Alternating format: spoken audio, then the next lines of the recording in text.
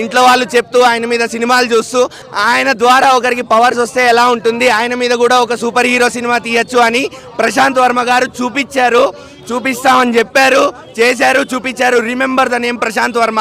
మనం Marvel Avengers చూస్తాము, DC బ్యాట్మెన్కి ఎగబడి వెళ్ళిపోతాము. కానీ సార్ పెద్ద పెద్ద ప్రొడ్యూసర్స్ రాలేకపోయి ఉండొచ్చు ఈ సినిమాకి. లిమిటెడ్ బడ్జెట్లో చాలా ఫెంటాస్టిక్గా తీశారు, చాలా ఫ్యాబులస్గా వచ్చింది సినిమా మాత్రం. సినిమా స్టార్ట్ అయిన క్షణం నుంచి క్లైమాక్స్ వరకు అసలు నాకు బయటికి రాబుద్ది కాలే.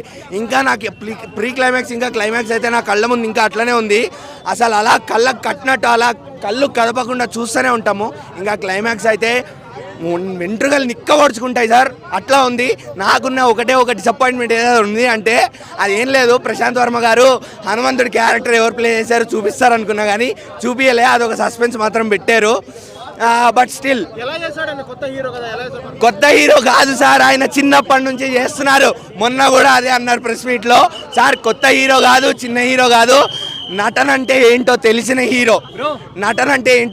హీరో. తేజ సజ్జా గారు మీ టాలెంట్కి మాత్రం హ్యాట్స్ ఆఫ్, జోహార్. ప్రశాంత్ వర్మ గారు మీ గట్స్కి హ్యాట్స్ ఆఫ్. ఖచ్చితంగా మీ రెండో సినిమా 2025లో సెకండ్ పార్ట్ అని చెప్పి రివీల్ కూడా చేశారు. ప్రశాంత్ వర్మ సినిమాటిక్ యూనివర్స్కి ప్రొడ్యూసర్స్ ఇక మీద ఇస్తారు బడ్జెట్, దీన్ని మించిన సినిమా అవుతుంది సార్. అది మనం ఏం చేయలేం, ఎందుకంటే ఇది చిన్న బడ్జెట్ మూవీ. సో పెద్ద మూవీస్కి కలెక్షన్లు కావాలి అంటే వాళ్ళకి ఫస్ట్ 2 డేస్లో స్క్రీన్లు వచ్చేయాలి. ఒకవేళ మూవీ బాగాలేదని టాక్ వచ్చిందంటే వాళ్ళకి కలెక్షన్లు రావు. సో ఆబ్వియస్లీ ఆ ఫస్ట్ 2 డేస్లో థియేటర్లు తక్కువ ఉంటాయి. ఖచ్చితంగా ఢీ కొడుతుంది ఖచ్చితంగా గుంటూరు కారం మహేష్ బాబు గారి సినిమాని ఢీ కొట్టే సత్తా హనుమాన్కి వచ్చేసింది, హనుమాన్కి ఉంది. అది హిట్ కొట్టినా ఢీ కొడుతుంది, హిట్ కొట్టకపోయినా ఢీ కొడుతుంది. దీనికి మాత్రం ఖచ్చితంగా స్క్రీన్లు పెరిగి తీరతాయి అన్న, అది మాత్రం guarantee. Sankranti first blockbuster హనుమాన్తో స్టార్ట్ అయిపోయింది. హనుమంతుడు టాలీవుడ్ ఈ రోజు వచ్చినట్టుగా ఉంది. ఈ యొక్క హీరో ఒక నటన కానీ స్టోరీ కానీ, ఎవరైతే జోక్స్ కావాలనుకుంటే ఆ జోక్స్ కూడా, ఫైట్ కావాలనుకుంటే ఫైటు అద్భుతంగా ఉంది. భక్తి కావాలంటే భక్తి ఉంది. ప్రొడ్యూసర్ కానీ డైరెక్టర్ కానీ చాలా కష్టపడి తీశారు. వాళ్ళకు బజరంగ్ దళ్ నుండి అభినందనలు తెలియజేస్తా ఉన్నాను. సమాజానికి ఇలాంటి సినిమా అవసరం. ఎక్కడ కూడా అశ్లీలతనంతో కానీ ఎక్కడ కూడా హేళనతో లేదు, ఒక భక్తి పేరుతోని ఒక స్టోరీ, మంచి స్టోరీతో తీయడం జరిగింది.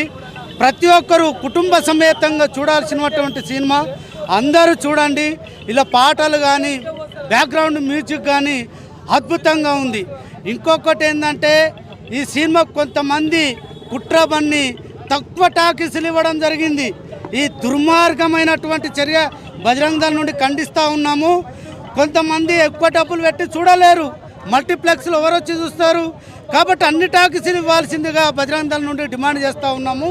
ఎందుకంటే వరంగల్లో టాకీస్ ఇచ్చినట్టు ఇచ్చి కొంతమంది బడాబాపులకు అమ్ముడు అయినటువంటి కొంతమంది వ్యక్తులు మళ్ళీ క్యాన్సిల్ చేశారు.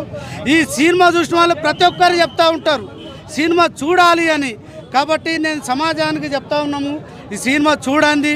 ఇంకొక విషయం ఏంటంటే రేపు ఆగస్టు 22 నాడు అయోధ్యలో రామ మందిరం ప్రతిష్ట ఉంది.